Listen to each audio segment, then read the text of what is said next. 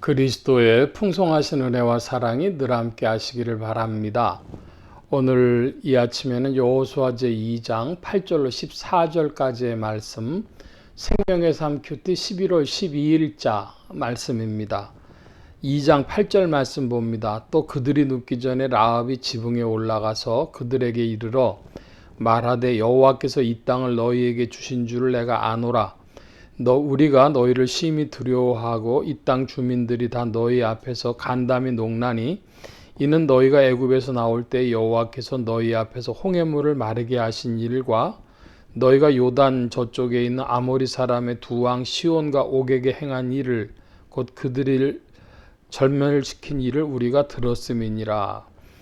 8절로부터 10절까지의 말씀에 보면은 기생 라합이 정탐꾼들하고 자기가 이제 그 정탐꾼들을 숨겨진 이유에 대해서 이야기를 합니다. 그 이유는 9절에 이야기한 것 같이 하나님이 이 땅을 너희에게 주신 것을 내가 알았다. 그런 이야기를 합니다. 그 아는데 아는 몇 가지 방식이 있죠. 사람들이 어떤 연구를 해가지고 논리적인 귀결로서 알 수도 있고, 즉 추론을 통해서도 알 수가 있고, 또 어떤 사람들은 직관에 의해서도 알 수가 있습니다. 말하기는 힘들지만은 그것도 사실은 육감적으로 알았다. 오감을 통해서 사람들이 무엇을 파악을 하는데, 육감으로 알았다는 건 경험이 많은 사람들이 주로 그렇게 알죠. 그러니까 안다고 하는 것, 어떻게 알았냐? 자기가 들어서 알았다는 거예요. 니네들 출애굽할 때 이야기, 홍해가 갈라진 이야기, 또 시온과 옥에 대해서 행한 일, 그런 얘기를 내가 들었는데 그걸 가지고 추론하니까 이제 하나님께서 가나안 땅을 너에게 주신 것을 알았다. 이렇게 되는 것이죠. 자, 그러면 우리는 여기서 한 걸음 좀 더 나가 보면은 암과 믿음에 대해서, 지식과 신앙에 대해서 우리가 조금 묵상해 볼 필요가 있습니다. 교회 안에서는 흔히 알기 위해 믿는다, 혹은 믿기 위해서 안다, 그런 얘기들이 쭉 전해져 내려옵니다. 주지주의냐, 또 신앙 제일주의냐, 뭐 그런 논쟁에 관한 이야기입니다. 그런데 오늘 우리 한국을 개신교를 기준으로 보자면은 믿어라는 얘기가 커요. 안다. 그러니까 알기 위해서는 지성을 발휘해 가지고 논리적인 규결이나 추론이나 이런 것들을 통해 가지고 이제 믿음에 도달하게 되는 것인데, 그런 거 말고 무지성적으로 지성주의가 아니라 무지성주의적으로 그냥 믿어라, 이렇게 얘기를 하는데 그것도 아주 틀렸다고 할 수가 없어요. 신앙이라는 게 다 설명되어지는 게 아니니까. 누구는 왜 믿고 누구는 안 믿는지 모르잖아요. 그러니까 그것도 아주 틀린 얘기는 아니지만은 그 지성과 신앙의 조화, 그게 우리 신앙의 큰 질문거리입니다. 그래서 우리가 우리의 신앙을 지성적으로 변호할 수 있으면, 변증할 수 있으면, 또 신앙의 문턱에 있는 이들이 예수님을 잘 받아들일 수 있는 그런 선교의 도구도 되겠죠. 그리고 자기 믿음이 흔들릴 때에 헤아려 보면, 이렇게 저렇게 헤아려 보면 또 믿음이 안 흔들릴 수도 있어요. 감사의 제목을 세어보는 그것도 지식의 힘입니다. 믿음이 흔들릴 때에 감사의 제목을 헤아려 볼 수 있는 거. 그러니까 이 신앙과 지성은 깊이 연관이 되어 있다 하는 이야기를 이 라합을 통해서 알 수가 있겠습니다. 1절입니다. 우리가 듣자 마음이 녹았고 너희로 말미암아 사람이 정신을 잃었나니 너희 하나님 여호와는 위로는 하늘에서도 아래로는 땅에서도 하나님이시니라. 하나님은 어떤 하나님이시냐? 하늘에서도 땅에서도 하나님이시다.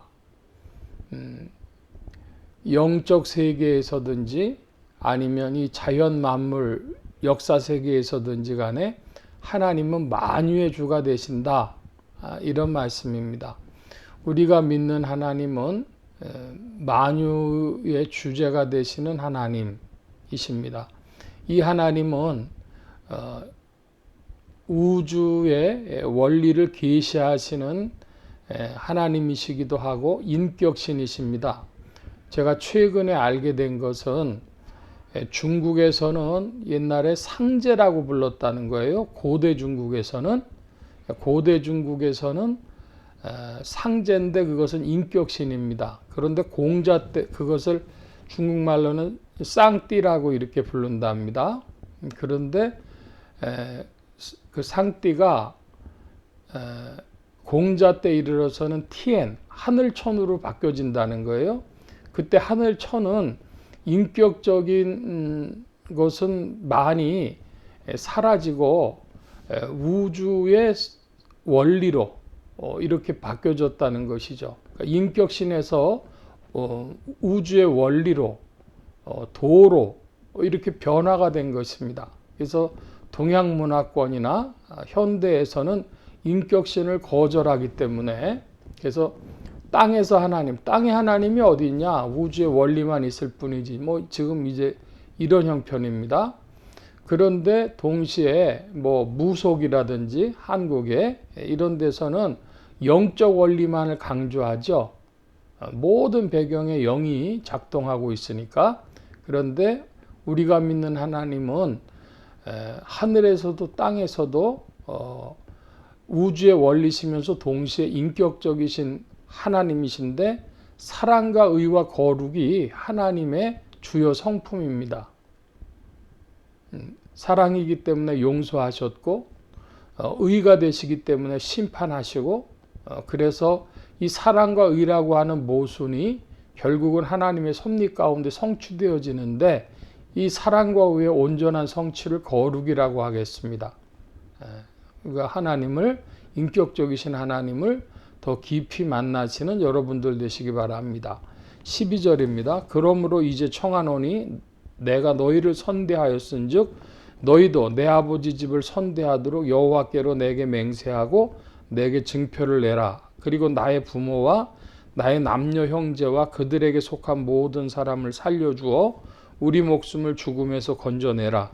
그 사람들이 그에게 이르되 네가 우리의 이 일을 누설하지 아니하면 우리의 목숨으로 너희를 대신할 것이요 여호와께서 우리에게 이 땅을 주실 때에는 인자하고 진실하게 너를 대우하리라. 이 라합이라고 하는 사람이 정탐꾼들에게 요구하는 걸 보면 두 가지를 요구했습니다. 여호와께 맹세하고 내게 증표를 내라, 이것입니다. 라합이 살려준 것은 정탐꾼들이죠.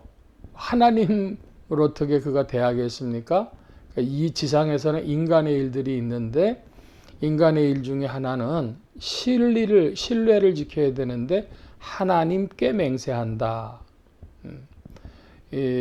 예수님 당시의 사람들은 하나님의 이름을 팔아먹었습니다.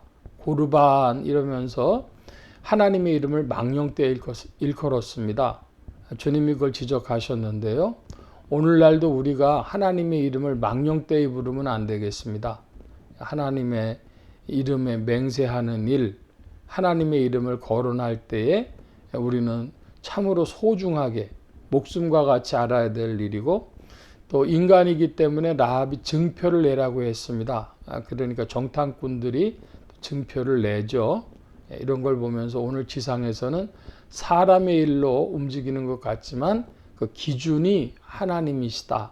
이것 기억해야 되겠습니다. 오늘 말씀 여기까지 봅니다. 기도합니다.